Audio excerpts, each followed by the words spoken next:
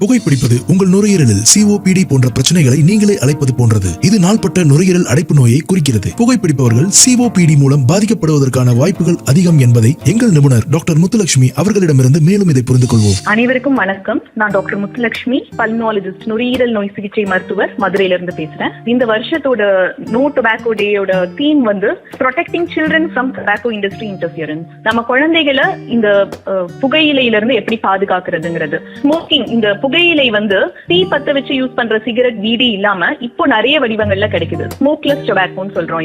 இது வந்து சாக்லேட் மாதிரி, மின்ட் மாதிரி வாயில போட்டு சூ பண்றது ரொம்ப அதிகமா younger generation, even from school kids இந்த போதை பழக்கம் இருக்கு. ஸ்மோக்கிங் கேன்சர் காஸ் பண்ணது, ஹார்ட் அட்டாக், ஸ்ட்ரோக்லாம் வர மாதிரி இந்த ஃபார்ம் ஆஃப் வாயில போட்டு மெல்ற புகையிலும் இந்த எல்லா சைடு எஃபெக்ட்ஸ், இந்த எல்லா எஃபெக்ட்ஸும் வரலாம். So it is very important to be aware and to protect the younger generation. இது சிப்லாவின் முக்கிய நுரையீரல் நோயாளி விழிப்புணர்வு முன்முயற்சி மூலம் உங்களிடம் கொண்டு வரப்பட்டுள்ளது.